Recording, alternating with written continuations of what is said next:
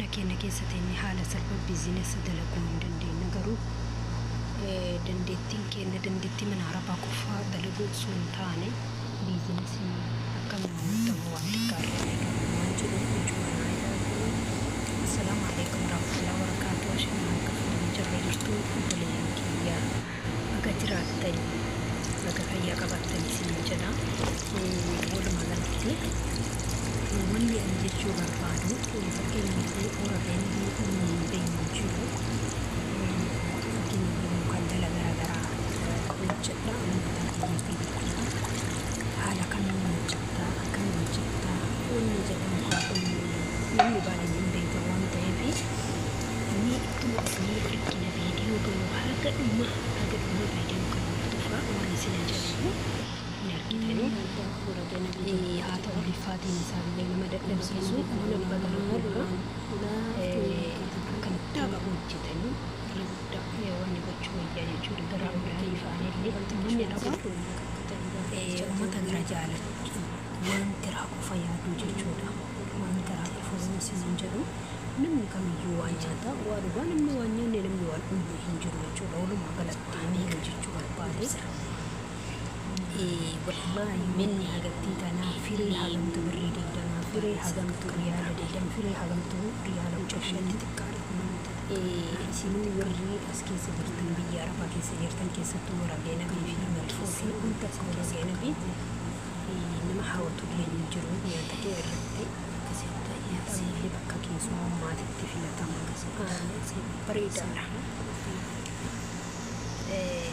haala kana fakkaatu baasii haa ta'u ni dadhabsiisa mana keetiitti dadhabuu fi mana barbaadattee birrii kan namaa dalayittee riyaal kuma lamaan dalayittee fakkeenyaaf yoo kana si hojjechiisanii gaafa kana si hojjechiisan immoo nama gurguruu taate illee walakkaa irraa fudhachuu qabda. Nama gizee tokko carraa hanqiyya mukallala gaafa dalagu mukallala kanarratti birrii muraasa waan yookaan gurbaan sifatee gurguramu dhimma shanatu fudhata dhimma shan fudhataa jechuudha. Yoo inni riyaala 20 ta'e riyaala 15 yoo ta'e shayyoo naa kennite anaaf faayidaadha. Yoo kuma 20 birriin isaa ture kana fudhata maal jennaan ana fayyadabe waan ta'e meeshaa isiibbite waan ta'e sababa kanaaf biizinasa wanti hojjate gaafa bilchaatee asattuu warroonni mooyaa qabdan warroonni fagoo waraqaa liqaamaa qabdan warri mana teettanii daa'imman walumaa galatti harkaa kana dalaguu jechuudha. Liqaamaa olaanii irraa wanni godhattanii shira godhattanii namoota booddee achitti sirraa hojjettanii gurgurattanii jechuudha. Maaliif jarri fi jaraatii manatti dhuftee sirraa fuute waan ta'eef ani wallaahi laatii sana riyaala 2,500 dalagaa ture. Waan si ajaa'ibu dalagee yeroo muraasaan dadhabee dhugaatu jechuudha. Maaliif jilba marasanii jecha waan nama dalaguun baay'ee ulfaata. Osoo mana kiyya ta'ee ishee hagam keessatti ta'e qajeelee hasaabee irraan fudhatee warraa yoo dhumaa galatti mana keessan teettanii mucayyoo wayii jechuudha. Nama biraa kan mana namaa dalageessin kasii hordoftoota fi kabajamtoota baay'ee sarraatanyaa nama keenya hidhattee anaan kootu nama dalagee naanniste hojii jechuudha. Namni keenya nama ofii jala dalagu waan hin beeku amma wajjiinu akka waa wanni galatu filaadha naati fiigamu jedha. Nama ofii dasnan dadhabbiisii beekaayyuu ijoollee lama qabdii tokkotu na bira dalagee naan jette akka an dandeettii warreen fi qalbii waan beektuu fi kennan hin dalaguu danda'u jechuudha.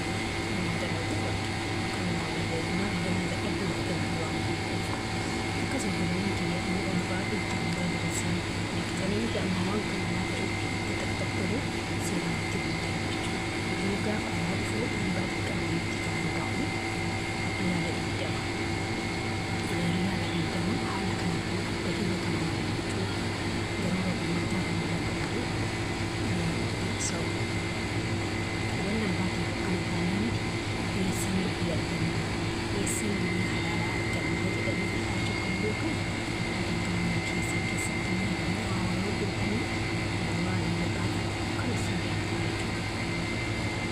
jadul kan nama kabur kita mah harus yang sejalan jadi seperti saya sama sudah bisa kasih udah cuma sama belum berarti ini kelas lalu dia nawang karena ada terus akan mencapai lalu dia menjadi baju kita akan menjadi seperti mesti selalu jangan solution mudah mungkin semua semua